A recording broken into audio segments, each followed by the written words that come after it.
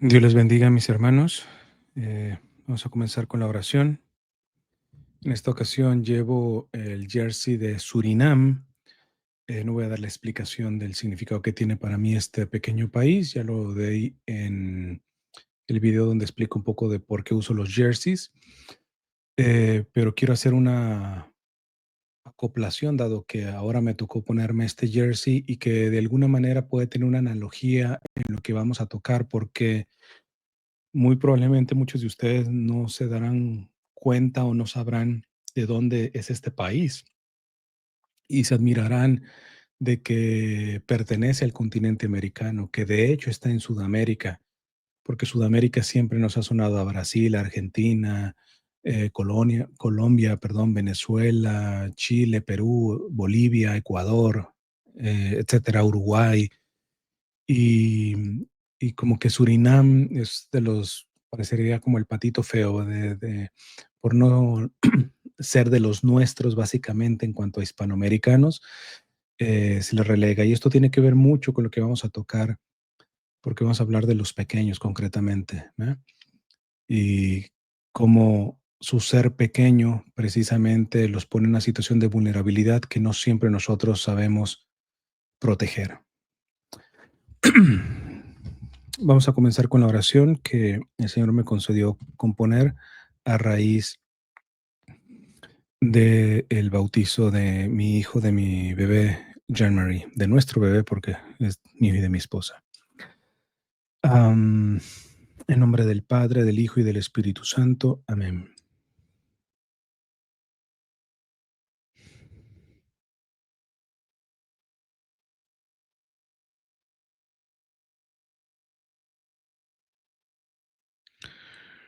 Amado Señor, tú que enviaste a tu humilde madre a la gruta de los cerdos en Lourdes para hacer brotar un manantial de agua limpia y sanadora, mira las áreas enlodadas de mi vida y por tu infinita misericordia, dame la gracia de la humilde pureza que renueve los frutos de mi bautismo.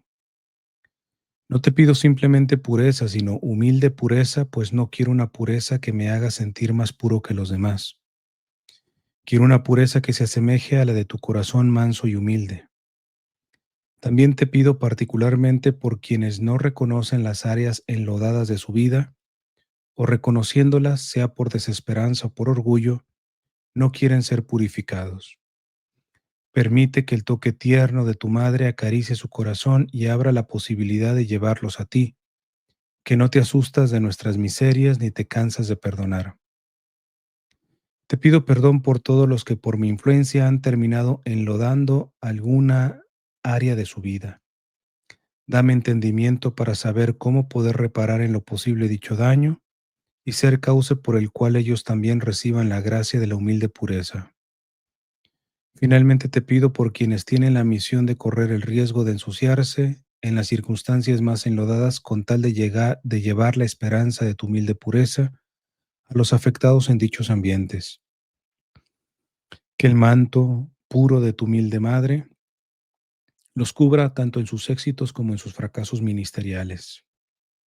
Todo esto te lo pido por la intercesión de tu madre en su advocación de Lourdes y los méritos de tu vida oculta de Nazaret, tu vida pública, tu pasión, tu muerte y sobre todo tu resurrección, que es manantial de humilde pureza.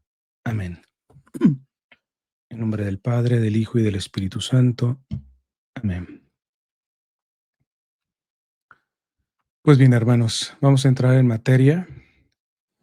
Eh, este video lo pensaba grabar en- enfocado solamente en Emanuel, pero acaba de pasar pues la realidad del ataque que sufrió una escuela católica en Minneapolis. Y al ver varios signos también de este ataque que convergen con los significados tanto naturales y sobrenaturales de estos acontecimientos, de estas tragedias. Primeramente, para los que no saben absolutamente nada o saben parcialmente la información, quiero pasarles algo de información. Primeramente, con Emanuel, déjenme poner esta.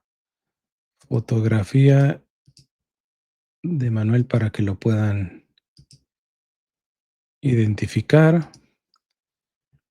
Este es Emanuel, un bebito de 7 meses que hace algunas semanas atrás se dio la noticia de que su madre, presuntamente, al quererle ir a cambiar el pañal en el carro afuera de un estacionamiento de una tienda, alguien le dijo hola, subrayen esto, así tal cual en español.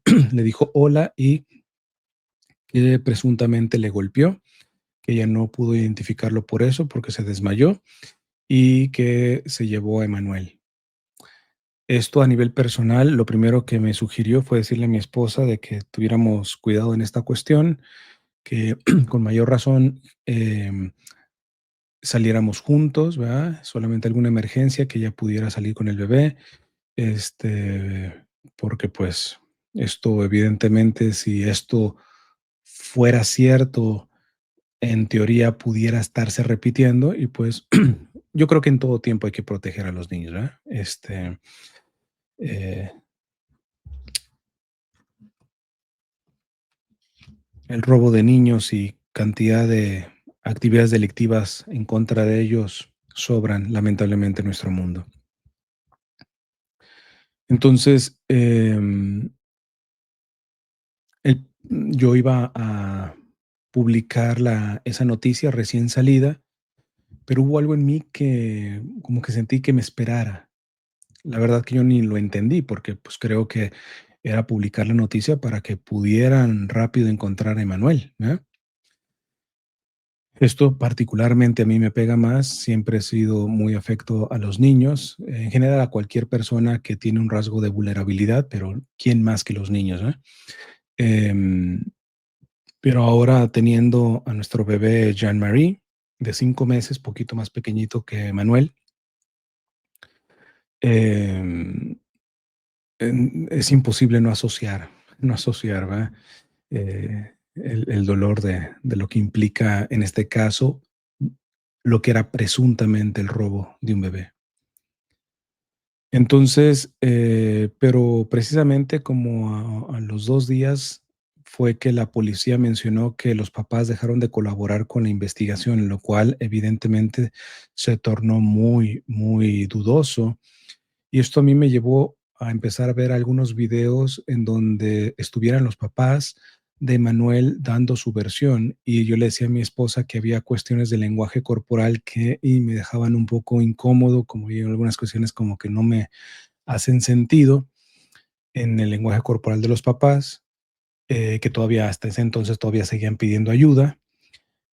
Y posteriormente salió el récord criminal del papá, que con su anterior mujer también, y digo también porque ya ahora se dio una conferencia de prensa el fiscal y el sheriff de la zona donde es Emanuel, aquí en California, en donde el récord de este hermano ha tenido antecedentes de abuso infantil, de hijos de otra mujer, no la actual, en donde básicamente era una niña, ella sobrevivió, pero llegó con traumatismos cráneoencefálicos, costillas rotas.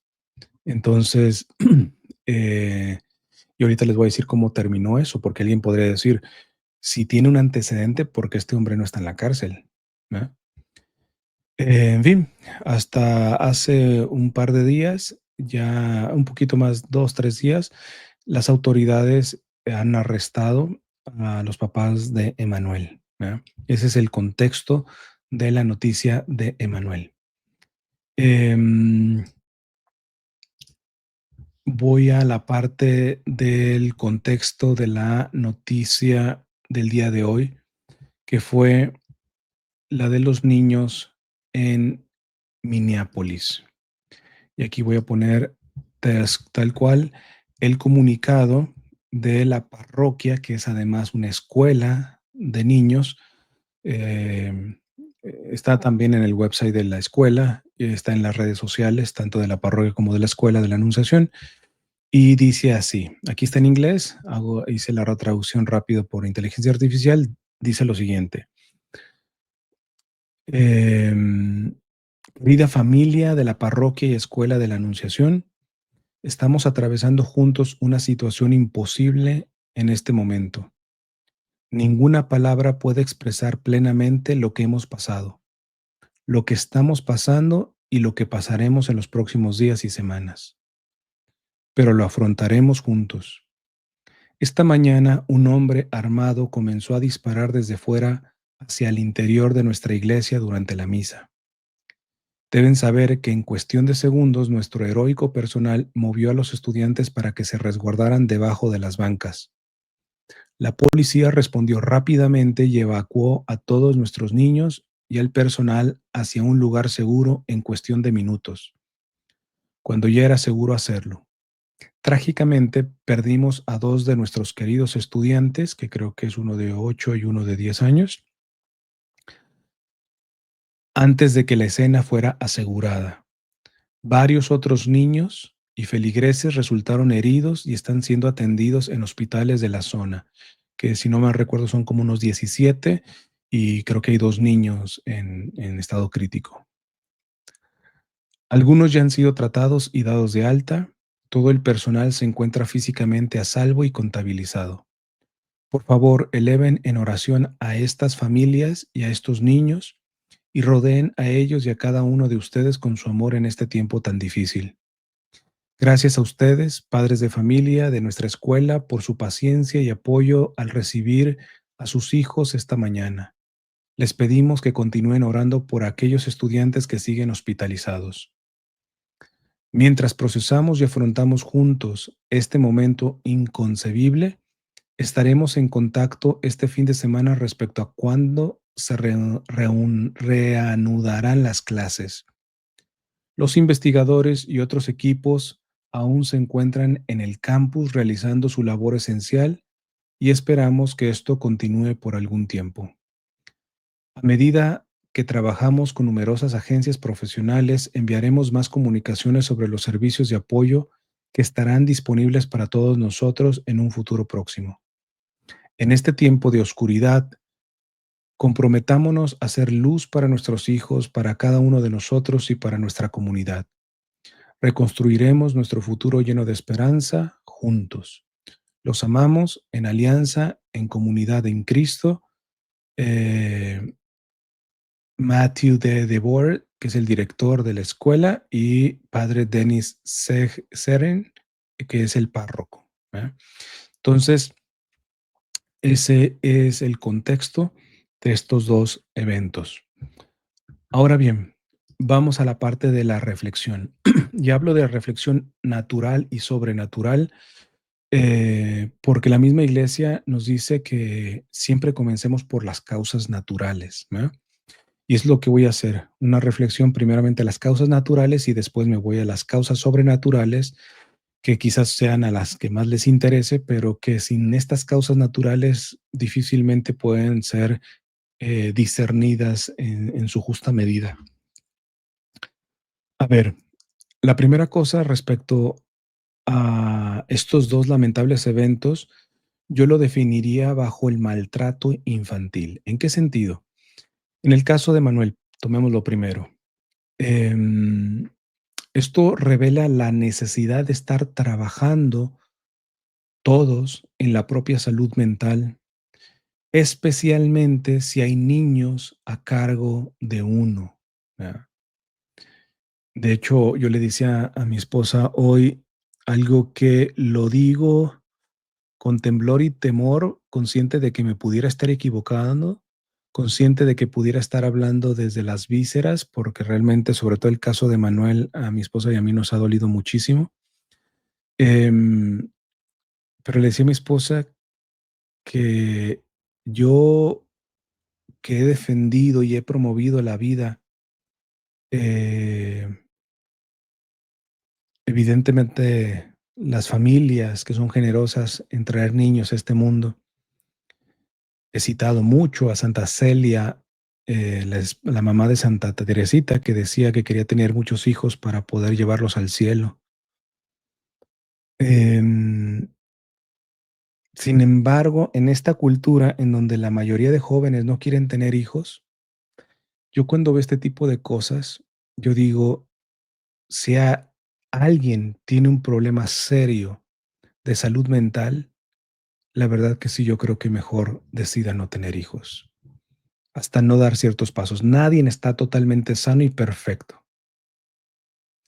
La vida de Manuel tiene su valor en sí mismo, aun cuando tuvo estos padres, ¿ya? Que básicamente cavaron su tumba. Pero, porque no les dije, las autoridades lo que dicen es de que prácticamente dan por hecho que este, Manuel está muerto y que los autores son o los presuntos, porque hasta que no haya sentencia hay que dar ese beneficio de la duda, pero los presuntos autores de ese crimen son sus propios padres, ¿verdad? Particularmente su papá, por el récord que tiene, ¿verdad? Entonces, em, yo digo, si este hombre, em, se comportó así ya previamente con una niña, que al día de hoy quedó mal de su cabeza, sobrevivió al abuso, no sé. Repito, posiblemente me esté equivocando con este tipo de conclusión, pero por primera vez yo digo, en este contexto, mejor sí que no tengan hijos.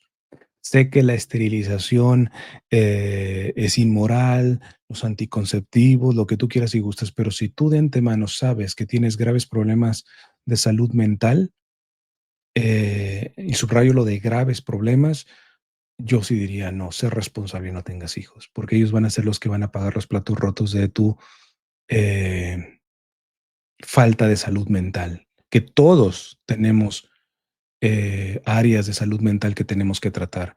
Pero me parece que cuando las cuestiones son serias, cuando ya has llegado a hacer eso con uno de tus hijos previamente, aunque de otra mujer, etcétera, ay, hermanos, o sea, en fin, tómenlo si quieren como un comentario que me sale por las vísceras ante este lamentable hecho.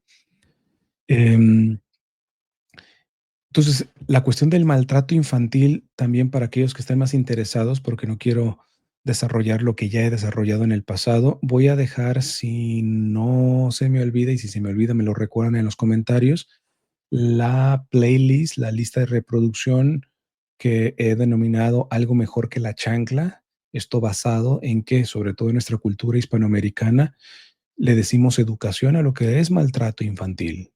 Por mucho de que me lo han querido justificar, que pero ese es la psicólogo de antes y así mis hijos ahora son educaditos y toda esa cosa, aquí en China, hermanos. Como siempre les digo, o sea, si tú le pegas a un perro, eres abusador de animales, a un viejo eres un abusador de ancianos, etcétera, etcétera. Pero maltratar, golpear a un niño, se le dice educación.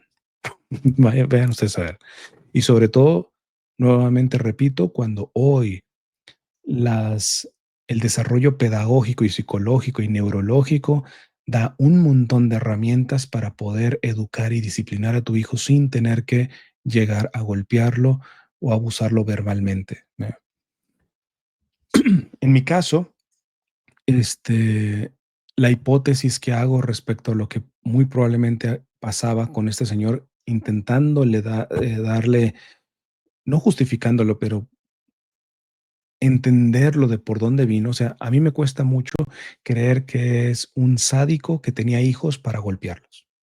O sea, a mí realmente que lo pueda ver, lo puede ver. O sea, las enfermedades mentales son muy amplias, pero yo quiero creer que este hombre no es una persona, em, que tenía hijos de forma, sádica para golpearlos, etcétera, con esa finalidad, sino que fruto de sus heridas, de su falta de salud mental, etcétera, no lograba procesar momentos límite que se pasan con un niño y sobre todo con un bebé.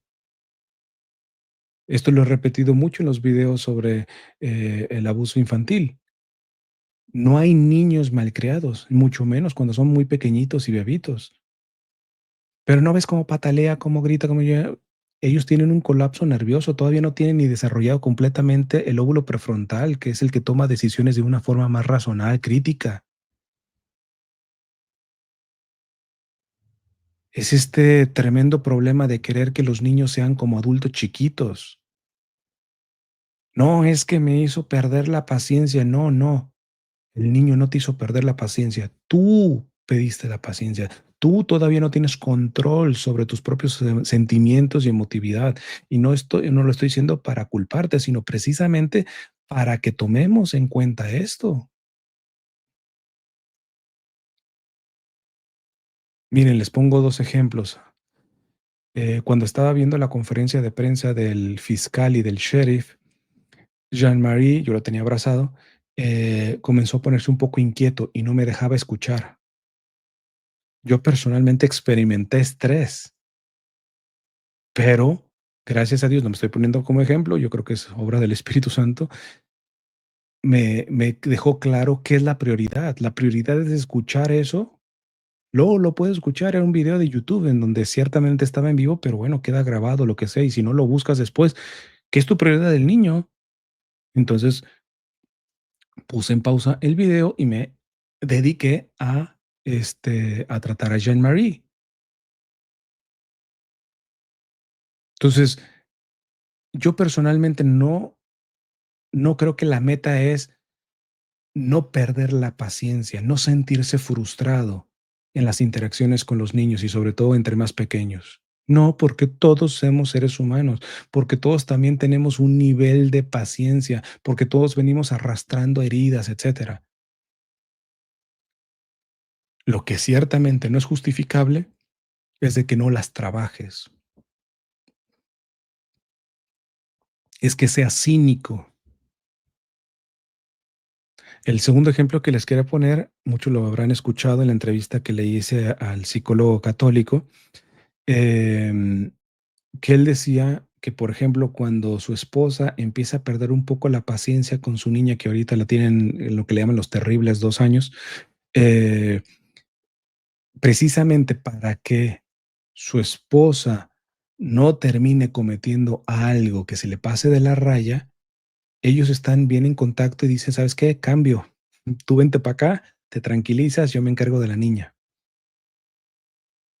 Entonces, ojo, yo no estoy llegando a una idealización en donde tú seas básicamente un monje budista zen, básicamente que así te escupan, nada, nada, nada, me descontrola. No, no, no.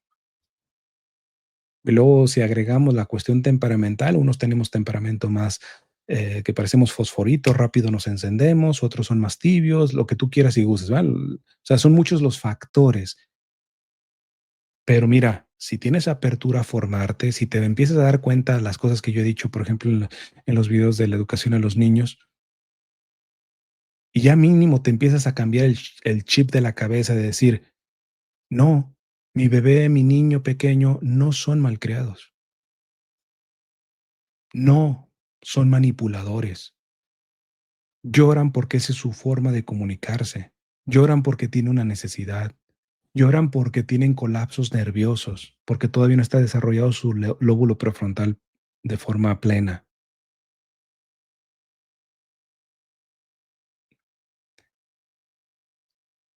Yo ponía una vez en una conferencia un ejemplo.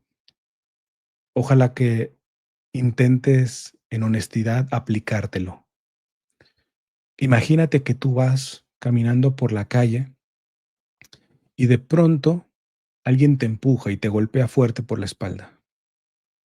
¿Tú cómo reaccionas? Pues quizá el más pusilánime le entra miedo y corre.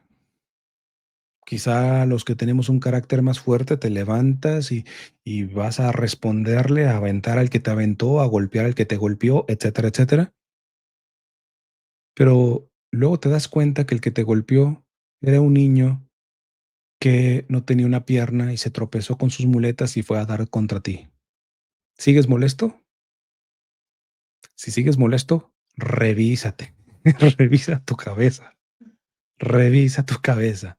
¿Por qué?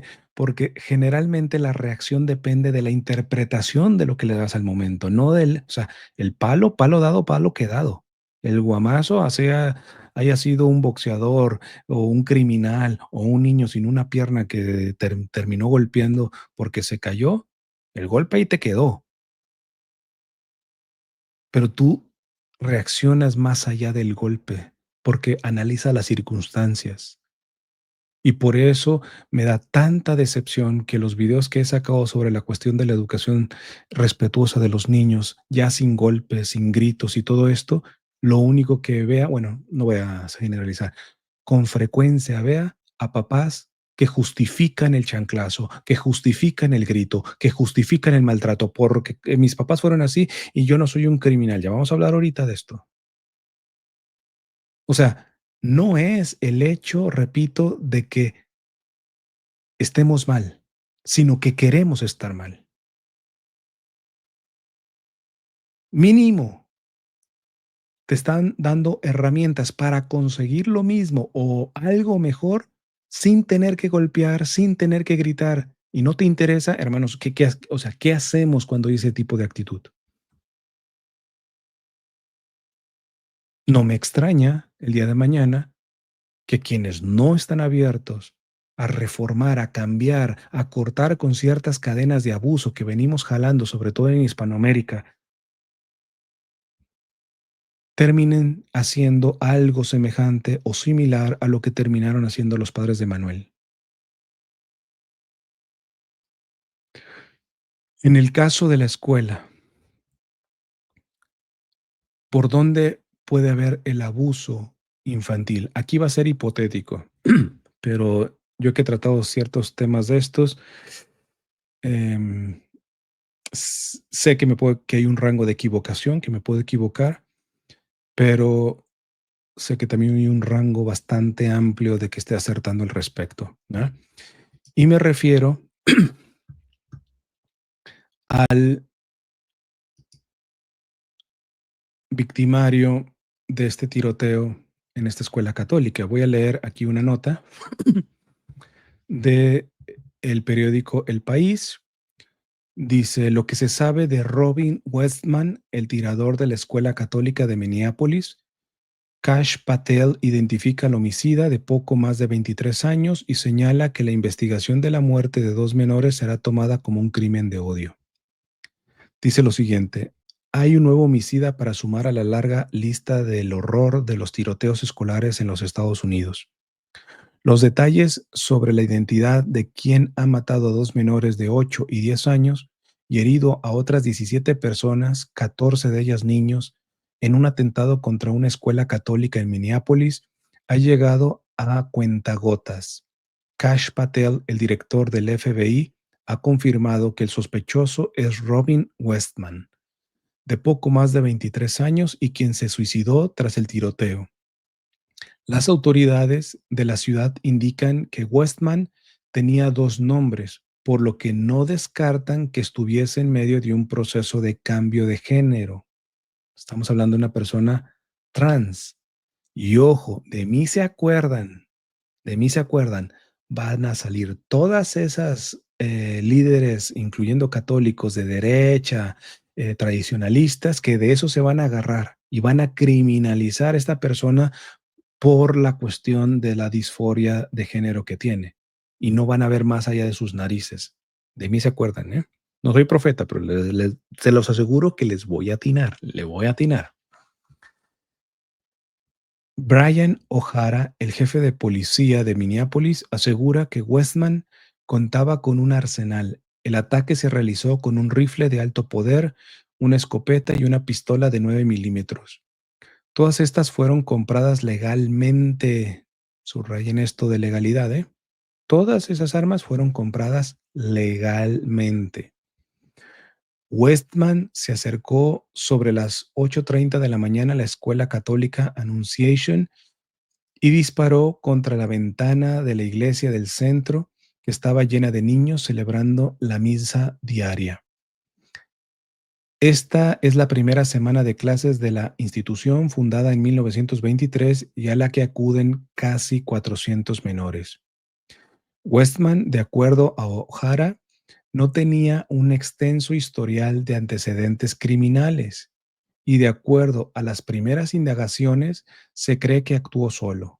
De momento no se conoce si el tirador tenía un vínculo con la escuela o por qué eligió este sitio para el ataque. Es pura crueldad y cobardía disparar contra una iglesia llena de niños, es simplemente incomprensible, aseguró el jefe policíaco cuando la prensa le preguntó sobre la identidad de Westman y sus motivaciones. Aquí ven una fotografía que evidentemente sabía mucho esta transición que estaba haciendo. Patel, el director de la Agencia de Investigación Federal, aseguró que el crimen será tratado como un acto de terrorismo interno y un crimen de odio contra los católicos. A través de un mensaje en X, confirmó el nombre del asesino. El tirador ha sido identificado como Robin Westman, un hombre nacido como Robert Westman. Las autoridades están revisando una serie de videos que fueron subidos por Westman esta mañana a YouTube y que ya han sido bajados a petición de la policía. Uno de ellos muestra el arsenal con el que el chico llevaría a cabo el tiroteo. Su rifle de alto poder cuenta con diversas inscripciones extremistas y llenas de odio que llaman al asesinato de Donald Trump, mensajes supremacistas y antisemitas, pero también contra los católicos y musulmanes. En otros, exalta a autores como el de tiroteos masivos. En uno de los cargadores se puede leer ¿Dónde está ahora tu jodido Dios? Para los niños, son inscripciones que tenían las armas. Decía otra inscripción. Eran 7 cargadores para el rifle de alto poder y otros 3 para el arma corta. En los 11 minutos de grabación, Westman muestra cuadernos con las páginas repletas de garabatos y escritos sin sentido. En un puñado de hojas, el asesino dejaba ver un poco de su mente perturbada. Sostenía que tenía cáncer de pulmón debido a su adicción a los vapeadores, ¿verdad? Estas que supuestamente suplen la cuestión de fumar y que sabemos que son dañinos también. También dice estar deprimido y enojado y confiesa que llevaba 5 años tramando la misión suicida que llevó a cabo esta mañana. Solo quiero escapar de este mundo, de las fracturas constantes, de los trabajos de mierda y de la injusticia de este país. Estoy harto, escribió en algún momento. Westman deja un manifiesto dirigido especialmente a su familia, y aquí venga la atención y donde yo digo hipotéticamente, me parece que hay algún tipo de abuso a este hermano, ¿eh? Dice, esto fue lo que le dejó a su familia. A mis hermanos, perdón por manchar para siempre el resto de sus vidas.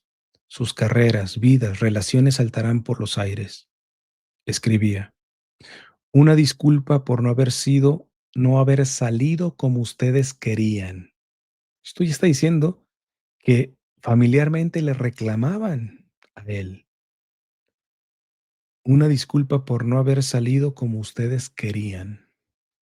Por favor, no piensen que fracasaron como padres.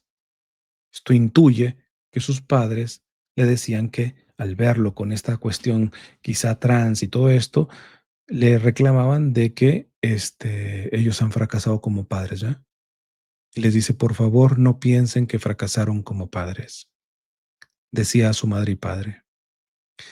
La agencia AP también asegura que Westman era sobrino de Bob Hellenringer, un excongresista local por Kentucky. El político conservador explicó a la agencia que tiene años sin ver al homicida. Deseo que me hubiera matado a mí en lugar de a esos niños inocentes, indicó por teléfono a los periodistas.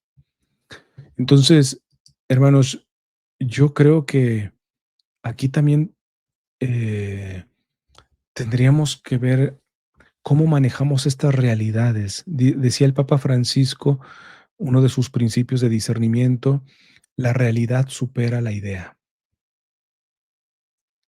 Esto implica que muchas veces las cosas que objetivamente pueden inclusive estar mal, las tratamos en base al ideal y no en base a la realidad. Si él tenía este tipo de disforia de género, máxime con la cuestión de todos estos lobbies que promueven esta cuestión, pero por el otro lado tenía, al parecer, una familia que le recriminaba, que lo veía como el raro, etcétera, etcétera. Entonces, cuando una persona se pone entre y camina la vida entre los extremos, entre el permisivismo y una rigidez asfixiante, pues yo creo que lo que hemos visto, no solamente en este caso, es de que las disforias, las heridas, etcétera, se potencian de forma casi indefinida, ¿verdad? Ya en la conclusión voy a hacer una pregunta, especialmente a aquellos que tratan estas cuestiones de la ideología de género, de los lobbies, de los colectivos y todo ese tipo de cuestiones, pero que los tratan de una manera que en el fondo las razones yo les entiendo y estoy con ustedes, pero en las formas lo único que van a promover es precisamente que existan más dramas con estas personas y que como esta persona, ¿eh?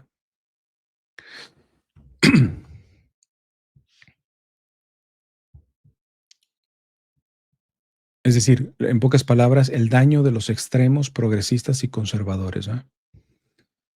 Nuestros hermanos y hermanas con atracción al mismo sexo, con esta cuestión trans y todo esto, repito, solamente encuentran un lobby permisivo, un colectivo permisivo, que muchas veces ni siquiera es honesto en las consecuencias, sobre todo en la cuestión trans, que no les dice las consecuencias.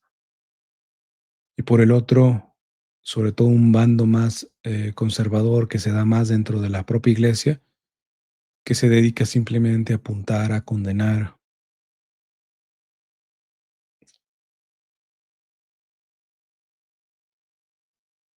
o como dice aquí este hermano, o deja implícito de que sus padres le decían que se culpaban de que no fueron los mejores padres. ¿Por qué? Porque le salió así. Repito las palabras de este hermano. A mis hermanos, perdón por manchar para siempre el resto de sus vidas, sus carreras, vidas, relaciones saltarán por los aires. Una disculpa por no haber salido como ustedes querían. Por favor, no piensen que fracasaron como padres.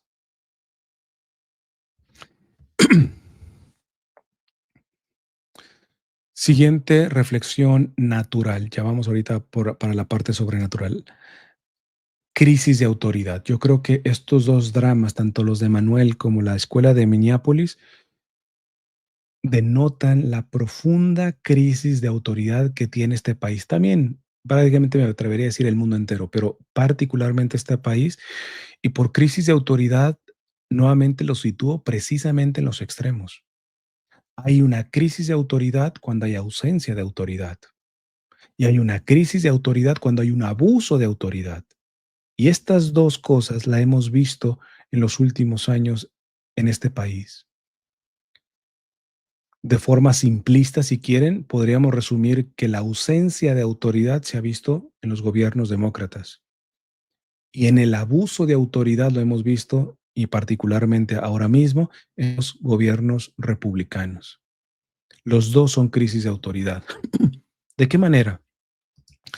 A ver, en el caso de la escuela, hermanos, yo podría ser hasta cínico y decir, lamentablemente, la Guardia Nacional, no solamente ICE, la Guardia Nacional, los Marines, etcétera, andan persiguiendo a la señora de la esquina que vende fruta que no tiene papeles. Andan agarrando haciendo redadas afuera de un Home Depot para agarrar a trabajadores. Em, Andan en los campos de Oxnard recogiendo personas que andan piscando fresa. ¿Cómo no iban a hacer este delito cuando las autoridades andan centradas y autoridades, inclusive militares, agarrando a una señora que vende pupusas? Es lo irónico, hermanos, porque nos han querido vender que estas redadas es para los criminales. Vuelvo y repito una vez más, ¿quién que esté bien de la cabeza no está a favor de que haya redadas en contra de criminales, con o sin documentos? Me viene valiendo, porque este no me suena a que sea indocumentado.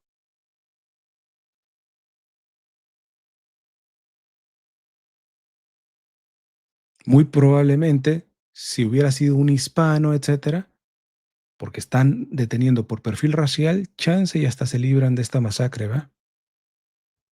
Porque el solamente de lucir como hispano representaría suficiente delito para ser detenido, como lo están haciendo en las redadas. Eso es abuso de poder, hermanos. Y cuando hay abuso de poder, no pones, perdón, abuso de autoridad. Y cuando no pones la autoridad, cuando hay abusos de autoridad, en algún lado en donde necesita autoridad, no está habiendo autoridad. Esto es como una cuestión de péndulo.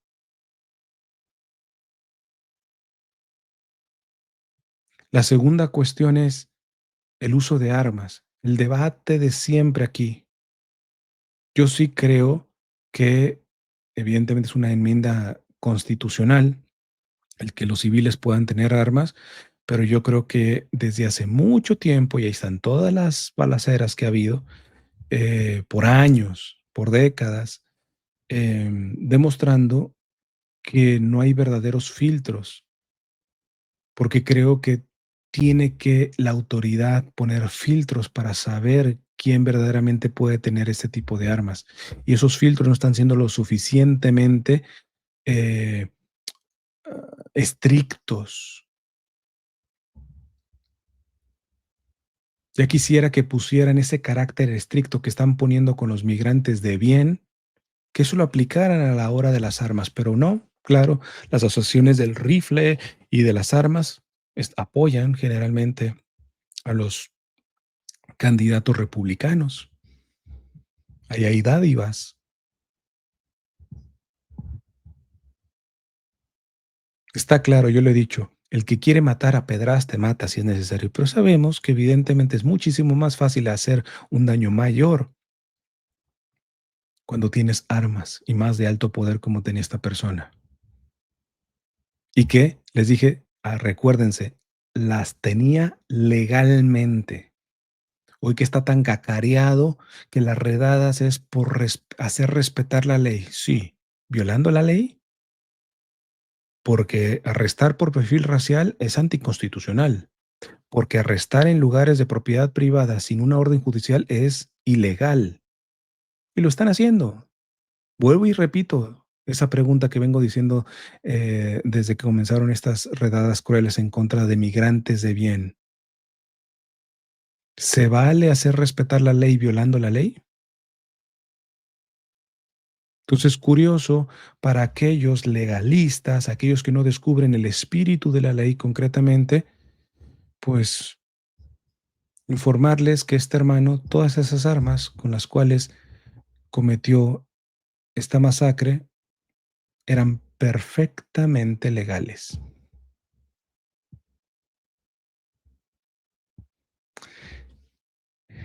¿Qué podemos decir de la crisis de autoridad en el caso de Manuel? En la conferencia de prensa que dio el fiscal y el sheriff, y me gustó la radicalidad con la que hablaron,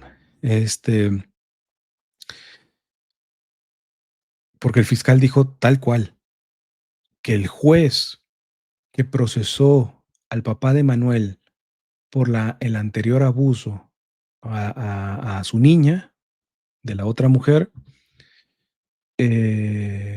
básicamente lo puso en probation y lo dejó con libertad condicional. Cuando lo propio, al ver los daños que le hizo a su niña de forma permanente, porque esa niña se salvó, no está muerta, pero quedó mal cerebralmente, físicamente quedó mal. Esos, eh, esas consecuencias merecen cárcel y el juez le dio libertad condicional. Entonces díganme si no es, en este caso, crisis de autoridad por ausencia de autoridad.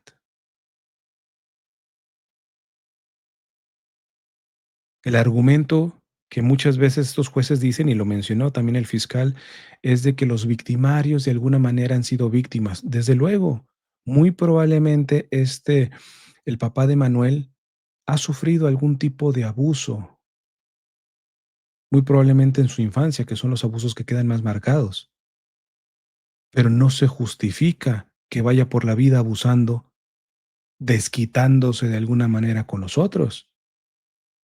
Y si él no se puede controlar, para eso está la autoridad. Y si la autoridad ya lo tuvo en sus manos, ¿cómo es posible que un juez no le haya dado algún tipo de sentencia en donde pueda proteger a otros?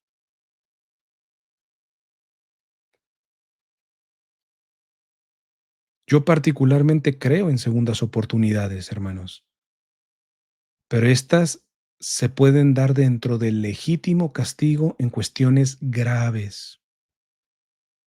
Si el juez que procesó al papá de Manuel por el anterior abuso a la niña, a su hija, le pudo haber dado segunda oportunidad metiéndole y dándole la condena necesaria de cárcel y comprometiéndose a que él pudiera tener algún tipo de terapia, de rehabilitación, etcétera, suponiendo mi tesis, mi hipótesis, que es que este hermano no necesariamente es alguien que quiere dañar niños, etcétera, sino que no sabe controlarse con niños pequeños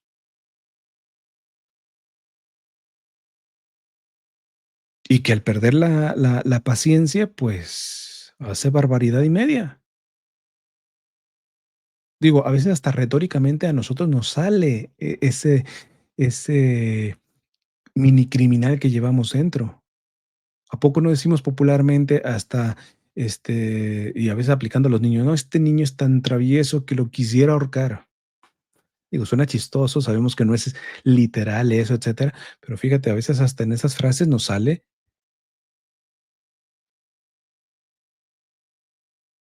Yo personalmente, esta crisis de autoridad por ausencia de autoridad, la otra fue por abuso de autoridad, pero esta de Manuel es por ausencia de autoridad, por los antecedentes del papá de Manuel, me hizo pensar en uno de los casos de violencia doméstica que ustedes conocieron, no voy a decir nombres, de un predicador que abusó de muchas mujeres, incluyendo a su esposa, de diferentes formas, física, sexual, de un montón de formas. Em, Y cuando se empezó a hacer esto, el proceso de denuncia y todo esto, em, las autoridades civiles no le ayudaban a las víctimas. Y la cosa que nos decían los policías es que el fiscal que tenemos aquí en Los Ángeles, si hacemos una investigación a profundidad en esta cuestión, él no las va a echar para atrás. Por ahí hasta un policía, me acuerdo que se le salió a decir, este fiscal que tenemos tiene más misericordia de los criminales que de las víctimas. Y estaban cansados los policías de decir, ¿de qué nos sirve? No lo justifica, ustedes tienen que hacerlo. Que después les eche para atrás el fiscal o como hicieron con el líder de la luz del mundo. Precisamente por ahí metido toda esta cuestión del fiscal y todo, que se llevó una condena bastante suavecita para los crímenes que tenía. Eso es una crisis de autoridad, hermanos, de un abuso de autoridad. Y cuando nosotros hablamos, esto en especial para los hocicones que dicen, eso lo tuvieron que manejar primero con las autoridades, eso le hicimos, imbécil. Pero las autoridades no hicieron absolutamente nada hasta que en una de las varias locaciones de policía, un policía nos dijo, este, el cargo del fiscal es un cargo político, es decir, es bajo elección. Yo les recomiendo que hagan público la situación de todas estas mujeres. Fue la policía la que recomendó, que hagan público esto para meter presión. Y dicho y hecho, cuando hablamos públicamente, cuando esas mujeres hablaron, saben los que vieron ese caso, ya ese video está en privado. ¿Por qué? Porque realmente se pusieron las pilas y se empezó un proceso, ¿verdad? Entonces, eh, yo lo he visto en pocas palabras de primera mano la crisis de autoridad por ausencia de autoridad. En el caso, hermanos, pienso de los vicios también, ¿verdad? Que nos pueden llevar a cometer delitos y crímenes. Yo creo que, como dije, esto nos tiene que monitorear a ver la urgencia de nuestra salud mental. Y yo pondría una cuestión de discernimiento, ya cada quien se revisa. Todos de alguna manera tenemos algún tipo de vicio, ya sea hasta las redes sociales, a lo que sea. El vicio generalmente te esclaviza, pero está comprobado que cuando tú conscientemente sabes que tu vicio está mal y luchas contra tu vicio, más allá de que lo venzas o no lo venzas, pero estás en lucha, la corrupción a la que puede llegar ese vicio se limita. A la deformación, a la perversión que puede llegar tu vicio, se limita. Pero quien desarrolla un vicio y lo justifica, etcétera, puede llegar a lo inimaginable. Es que, hermanos, ¿quién que es padre de familia realmente se imagina poder hacer lo que este hombre le ha hecho a sus hijos?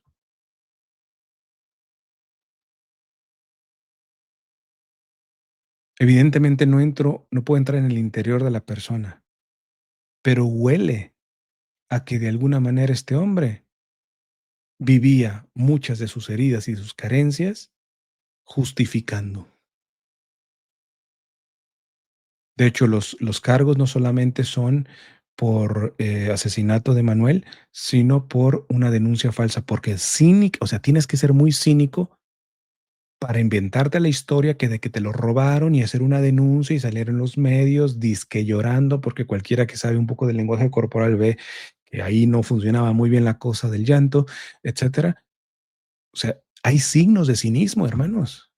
El problema no es tener vicios, el problema no es tener heridas, el problema es el cinismo, de no reconocer tus miserias, de no dar la pelea más allá de si avanzas poquito o mucho, pero la estás dando. Eso mínimo frena en que la perversión se frene.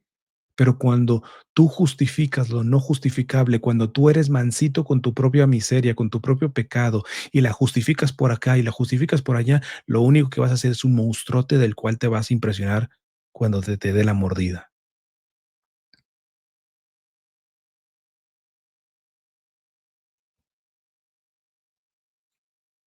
¿Y cuál es el elemento de discernimiento? Yo les digo, cuando ya estás afectando directamente a personas, cuidado. Ejemplo, si tú tienes el vicio del alcohol, está mal. Pero no me van a decir que es la misma emborracharte tú solo y pasar la cruda tú solo, te aseguras, te encierras en un cuarto, etcétera, y ahí haces tu desmadre que solamente te afecta a ti, a lo menos directamente. Sé que si estás una familia, pues no estás yendo a trabajar y la afectas indirectamente, entiendo, pero no me van a decir que es lo mismo un vicio así a aquel que se emborracha y agarra a todo el mundo a botellazos. Entonces, cuando ya directamente que es lo que les digo un poco a la en el caso de las violencia doméstica. Tú no te esperes a que te mande al hospital, ni siquiera que te pegue. Ya te empezó a insultar, ya te empezó a hacer gaslighting, ya empezó a hacer hoovering. Los que no entiendan de lo que estoy hablando, vayan a los videos de las entrevistas con Priscila, en donde hablamos de todo esto. Eh, es momento de partir. Dice uno de los expertos en esta cuestión, el doctor Iñaki Piñuel. Mujeres, por ejemplo, porque ya lo he explicado, el narcisismo puede recibir terapia, el narcisista puede recibir terapia, el psicópata no, es contraindicado. El psicópata simplemente se beneficia de la terapia para pulir más sus técnicas de abuso. Es contraindicado dar terapia a un psicópata. Pero en el caso del narcisista puede, la mayoría no persevera porque pues es pegarle en el ego y es de lo que están hinchados, ¿verdad? Entonces, pero se puede hacer algo. Entonces dice el doctor Iñaki Piñuel, a veces la ingenuidad de las víctimas es tremenda en el sentido de, pues Es que estoy viendo todavía si es psicópata o es narcisista para saber si tengo esperanzas de que se mejore o que no se mejore. Dice el doctor Iñak Piñuel. Ese no es el discernimiento es, estás recibiendo abuso, tienes que cortar ahí, sal de ahí. El saber si es psicópata o narcisista es un segundo, tercero, cuarto paso, porque el golpe que te dio da la misma que sea narcisista o psicópata, te está golpeando, te tienes que salir de ahí. Entonces, hermanos, cuando ya tu miseria, tu pecado, tus vicios están afectando directamente a una persona, cuidado que el monstruo se acerca. Cuidado que el monstruo se acerca. Repito, no estoy minimizando cuando las miserias, los vicios quedan más como en lo personal, porque sabemos que por la comunión del pecado seguimos afectando a los demás. Pero hay un mínimo de responsabilidad, ¿no? Hay personas que tienen un carácter fuerte que explotan y quieren golpear y todo esto, y que se van conociendo y que ya cuando saben que explotar se salen. No ve, no te salgas, cobarde. Yo les digo, déjalo, te conviene que se vaya, allá que le dé golpes a un árbol, ¿verdad? Pero es que tendría que tener paciencia y aguantar, y sí, pero no la tiene, punto. Dentro del daño que tiene de no contener su ira, mil veces que vaya y le pegue un árbol a que te pegue a ti. Pero cuando ya tú no, ya esa división se ha perdido, eh, urge ayuda, urge ayuda.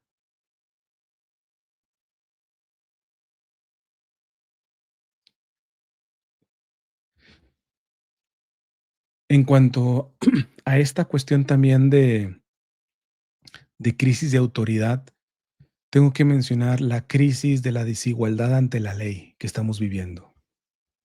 Y esto también se ha visto tanto en gobiernos demócratas como republicanos. Particularmente, por ejemplo, en el caso de los demócratas con sus agendas abortistas, parece que el ser humano más pequeño, que es el que se gesta en el vientre materno,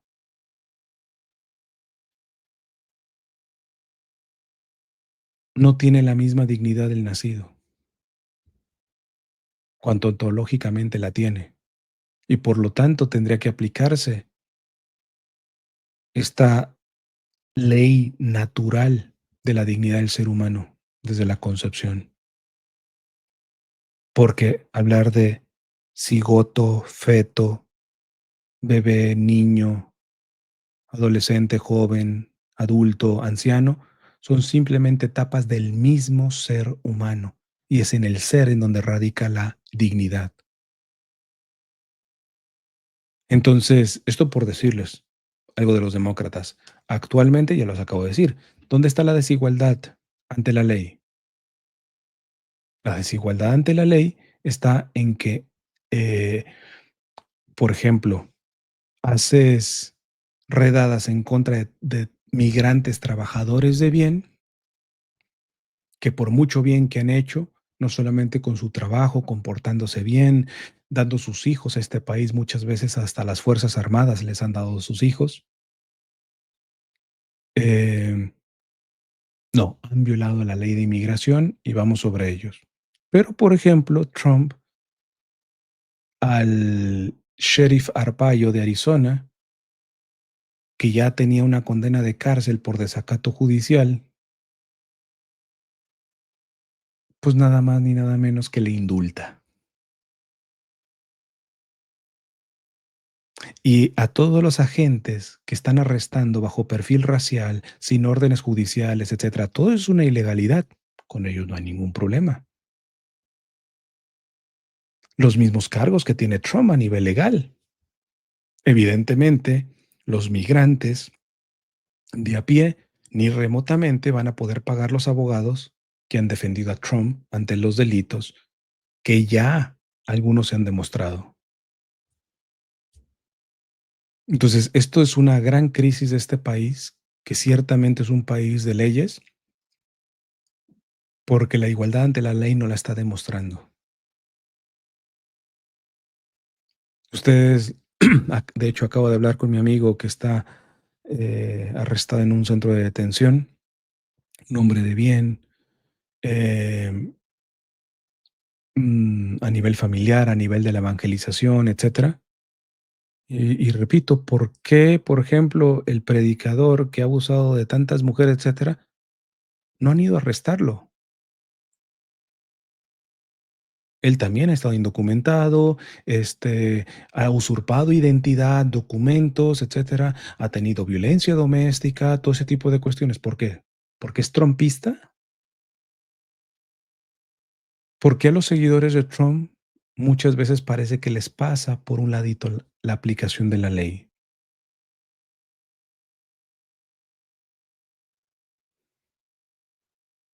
Inclusive estoy diciendo esta cuestión de la no aplicación de la igualdad ante la ley, por ejemplo, de los demócratas con respecto al aborto. Trump acaba bueno, no acaba, ya hace rato, firmó la orden ejecutiva de la fertilización in vitro.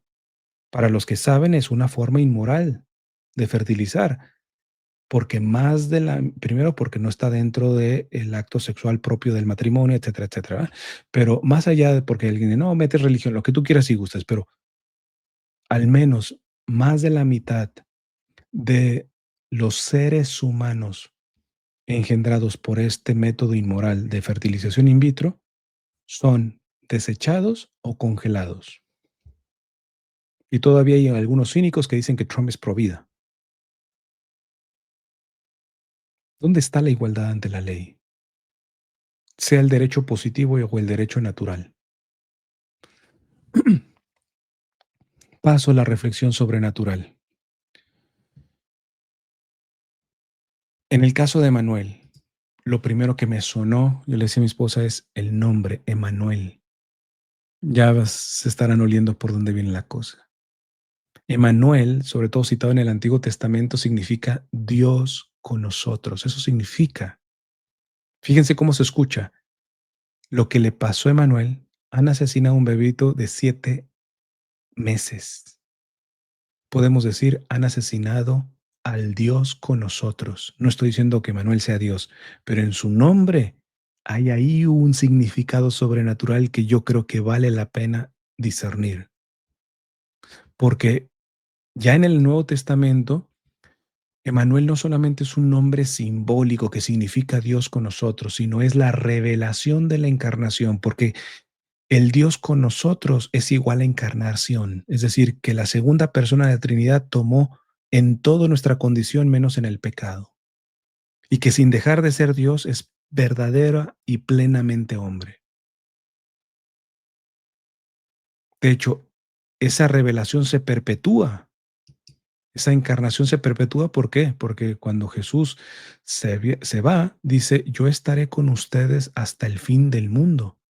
Yo estaré con ustedes, Emanuel, hasta el fin del mundo.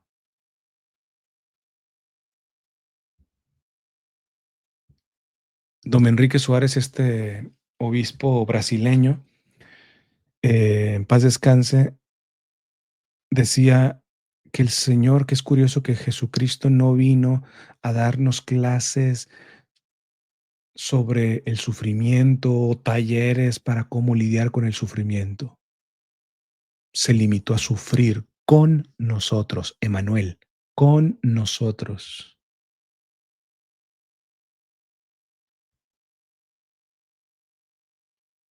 Por eso, en los casos de abuso doméstico, de violencia doméstica, yo les decía a las víctimas y más a un victimario, más de a un victimario, de que lo que más estremece no solamente es escuchar, a veces ver pruebas, videos y varias cosas del abuso que cometieron en contra de sus víctimas, sean golpes, violación, lo que sea.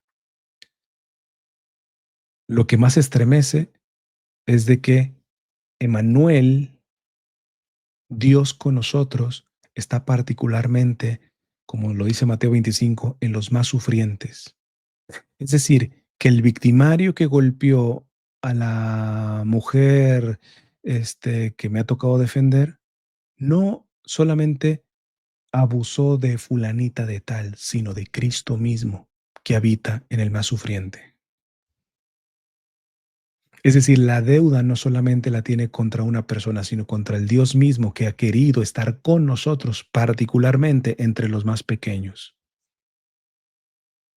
Lo que este hombre le ha hecho a Emanuel, no solamente se lo ha hecho a Emanuel, se lo ha hecho a Cristo que habitaba en Emanuel, por su condición, sobre todo vulnerable. Primero por ser humano, pero por su condición vulnerable. Esto nos debe romper la cabeza de saber las dimensiones de estas cuestiones, porque a veces ya nos sobrecoge decir, ¿cómo se pudieron meter con un niñito de 7 meses? 7 meses. Ahora échale más sal a la herida al saber, en ese niñito de 7 meses está el Dios viviente, el Dios con nosotros, y no solamente porque se llamaba Emanuel, sino porque, repito, el mismo Señor ha prometido estar con nosotros, particularmente con los más débiles, con los más vulnerables. Cuando te metes con uno de los pequeños, te metes con Dios.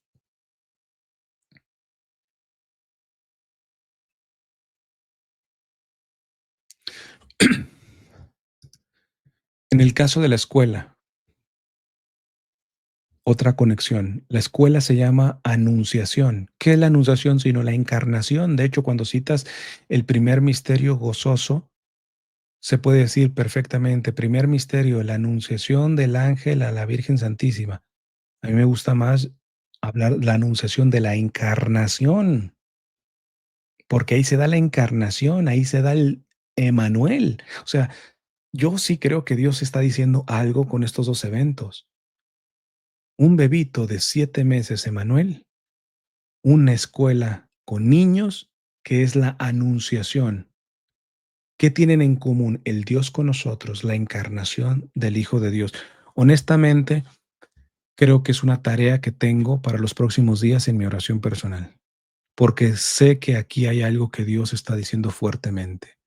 Les digo, ya como conclusión, mis primeras conclusiones y mis primeras reflexiones de todo esto, de ver que este niño se llamara Emanuel y que la escuela católica, los niños fueran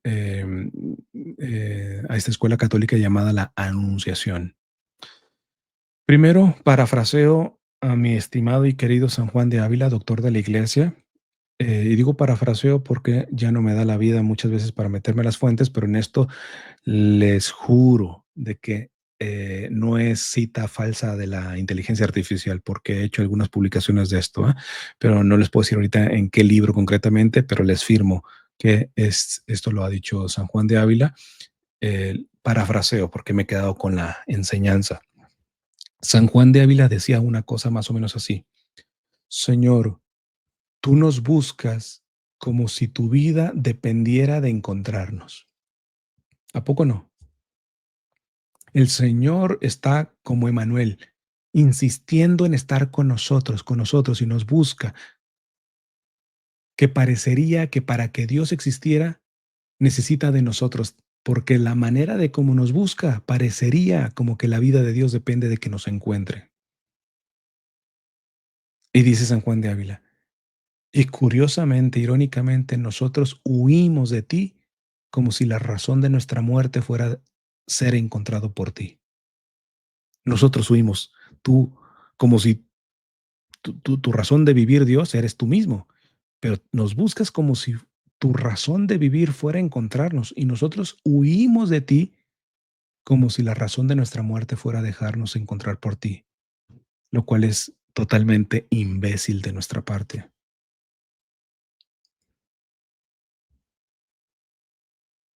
Esto que le ha pasado a Emanuel, esto que le ha pasado a estos niños de la Anunciación, creo que es muestra de esto que decía San Juan de Vila.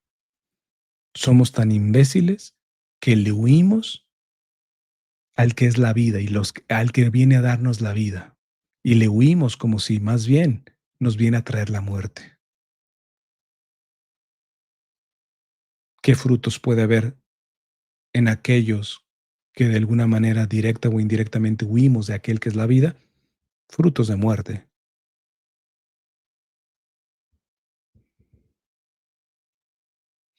Y hay un elemento que está implícito en esto que dice San Juan de Ávila. Él va detrás de nosotros. Pero ojo, San Juan de Ávila no dice, y tú nos buscas a los que somos perfectos. No, nos busca a todos y particularmente a los que tienen muchas carencias, a los que están más miserables, porque son los que más necesitan de su vida, son los que más necesitan de su misericordia, de su redención. Entonces, el que huye, mm, principalmente es nuevamente volvemos al cinismo. ¿Quieres tú ser miserable? ¿Quieres tú estar lejos de Él? ¿Quieres tú seguir justificando tu pecado y tu miseria?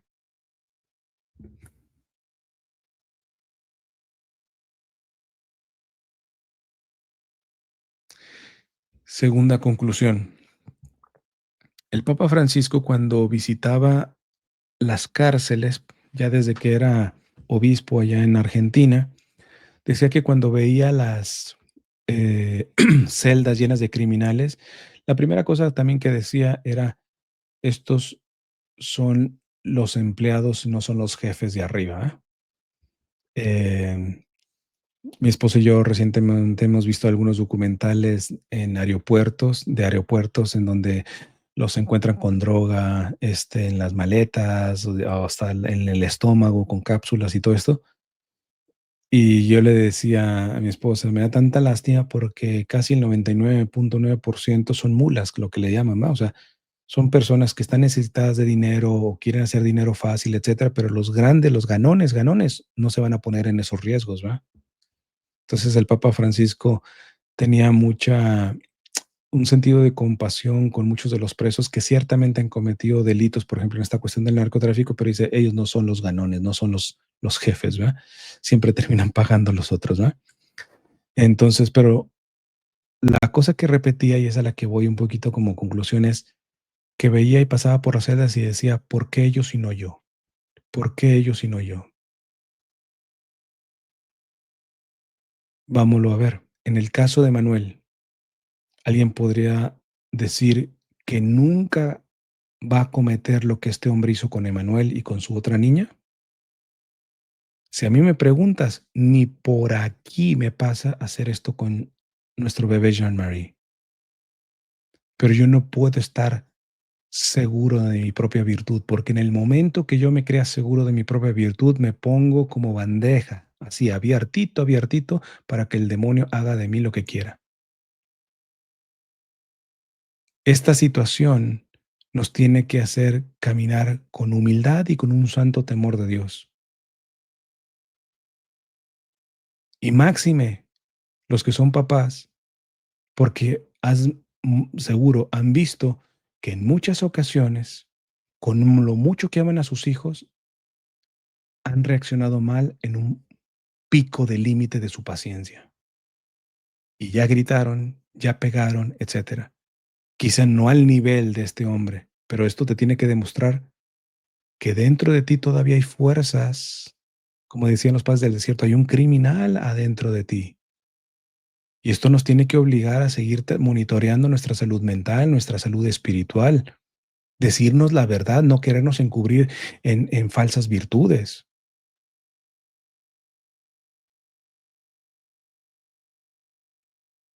En el caso de la escuela, ¿cómo aplicar esto del Papa Francisco? Alguien podría estar escandalizado, y repito, de mí se acuerdan que los conservadores, los tradicionalistas, los libertarios y todo esto se van a agarrar del hecho de que este muchacho tenía una disforia de género y estaba en la cuestión de la transición. ¿Por qué? Porque ellos pueden hablar de decir, yo no tengo esta disforia, yo no soy un trans, etcétera, y por eso te crees que eres mejor y que no podrías cometer lo que este hombre cometió. Pero les había dicho que iban a lanzar una pregunta, sobre todo la lanzo a papás que quieren tener hijos muy bien en su fe, muy heterosexuales, etcétera, etcétera, ¿va? Pero con todo y todo, que nada quita la probabilidad que alguno de tus hijos vaya a pasar por algún tipo de disforia de este tipo. Y la pregunta es la siguiente. Si tu hijo tuviera dicha disforia u otra, atracción al mismo sexo, etcétera, de acuerdo a cómo te escucha hablar sobre estas realidades y sobre estas personas, ¿él tendría la confianza de acercarse a ti para pedirte ayuda? Repito, si tu hijo, por mucho que lo formaste, muy católico, misa en latín, lo que tú quieras y gustes, pero te sale con atracción al mismo sexo, con alguna disforia de género, etcétera, etcétera, de acuerdo a cómo te ve, cómo te escucha, que tratas a los que tienen estas disforias, cómo te, cómo te ven hablando de ellos, cómo los tratas, etcétera, ellos tendrían la confianza de ir a ti para pedir ayuda ante esta cuestión. Ahí se las dejo al costo.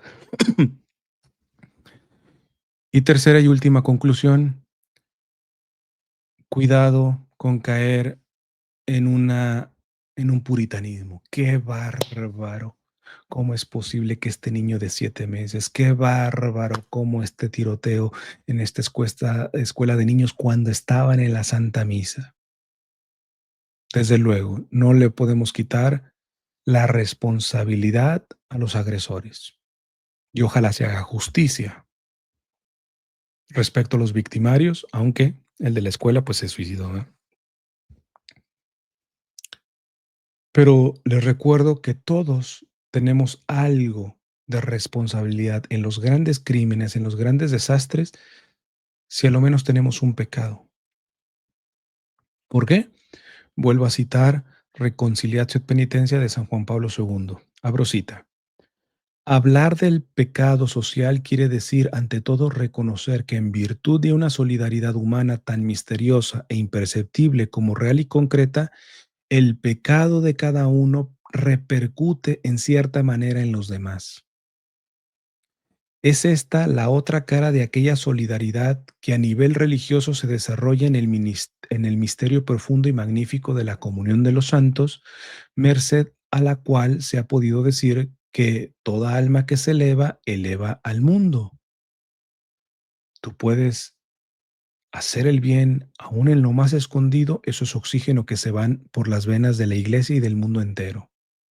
No se queda en un bien escondido para ti, porque esto se propaga.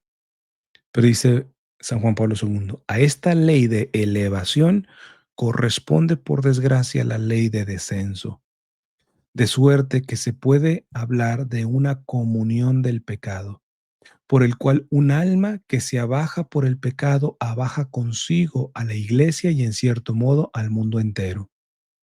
En otras palabras, no existe pecado alguno, aun el más íntimo y secreto, el más estrictamente individual, que afecte exclusivamente a aquel que lo comete. Todo pecado repercute con mayor o menor intensidad, con mayor o menor daño en todo el conjunto eclesial y en toda la familia humana. Según esta primera acepción, se puede atribuir indiscutiblemente a cada pecado el carácter de pecado social. Es decir, yo perfectamente, conociendo mis miserias, conociendo los pecados que voy a tener que confesar en la próxima confesión, tengo que decir que de alguna manera yo colaboré con lo que le pasó a Emanuel y con lo que le pasó a estos niños. Si hay algún perfecto que no tiene pecado alguno, pues adelante, que vaya comentando estas noticias simplemente desde el escándalo, decir, ¿cómo es posible que esto? Los demás, dolámonos, pidamos justicia, pero también asumamos la responsabilidad que detrás del drama de Manuel y de estos niños de la parroquia de la Anunciación, hemos colaborado con nuestro pecado. Para no terminar solamente de esta forma, si me permite, negativa, quiero dar dos soluciones. Habría muchas, ¿verdad? Em, pero citando los dos casos, en el caso de Manuel, los que somos de California hemos visto cómo se ha movido mucha la gente que no tiene filiación familiar con Emanuel y verdaderamente se la han rifado. 2 departamentos de 2 condados distintos, San Bernardino y Riverside, se unieron, que esto era la cuestión, de que por eso avanzaron tan rápido en esta cuestión. Se pusieron a pelear, o sea, creo que la cuestión para poder proteger a los más pequeños, tienes que tener la capacidad de poder hacer equipo, de tender puentes. Esto no significa que dejes las rivalidades, ya olvidadas, no, las puedes hacer nada más un ladito. En esto nos tenemos que unir.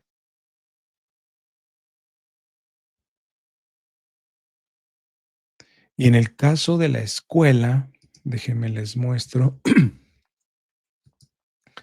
al estar investigando el website de la escuela, ¿cómo les puedo poner aquí?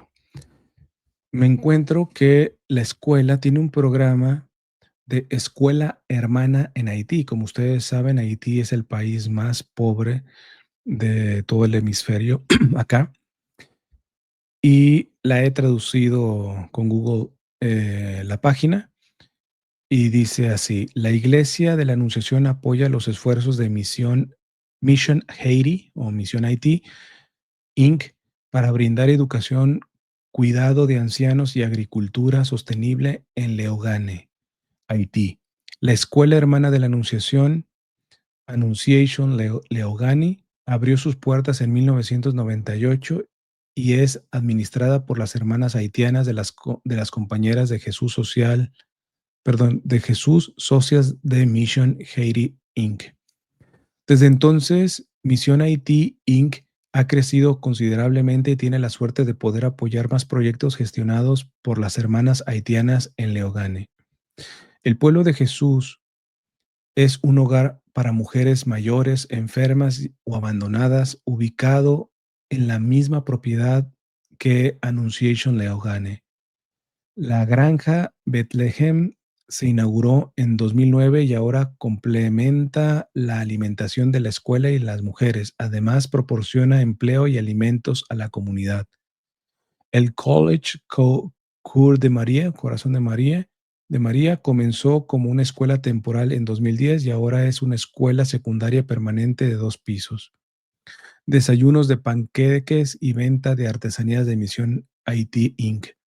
Cada otoño la Iglesia de la Anunciación patrocina un desayuno de panqueques y una venta de artesanías de Haití para ayudar a recaudar fondos para Misión Haití Inc. Esté atento a los avisos para saber cuándo.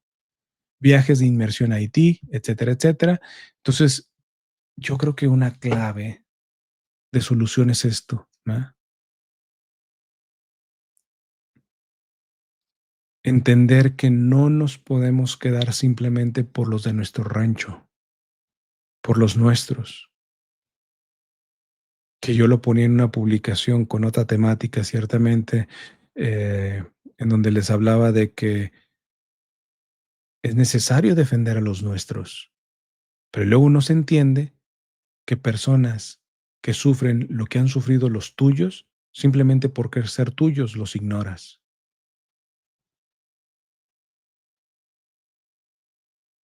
No se trata de ser candil de la calle, oscuridad de su casa.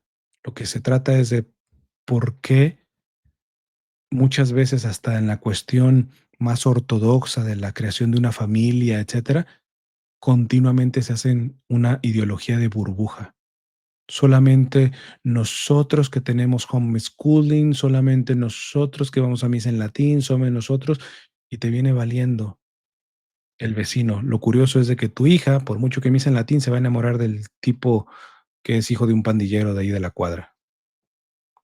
Pero ¿qué hice mal como madre? No, como madre perfecto, pero se le olvidó el vecino.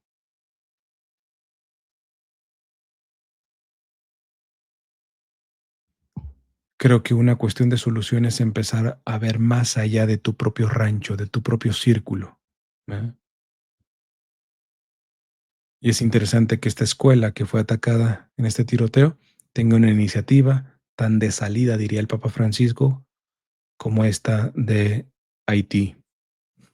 De hecho, pueden ver la entrevista que le hice hace muchos años a una amiga que se fue de misión a Haití, una amiga brasileña, y se saca unas conclusiones tremendas de lo que aprendió en dicha misión, ¿verdad?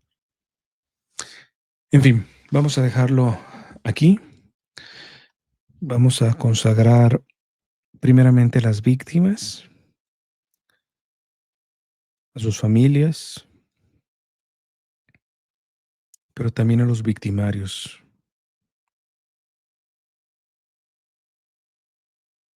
para que los victimarios en vida se puedan convertir, para que el Señor tenga misericordia del hermano que hizo esto y que se suicidó,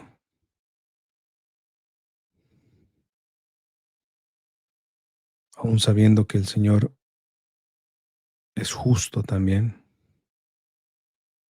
Esperemos que en ese tránsito de esta vida a la otra, interiormente haya tenido algo de arrepentimiento.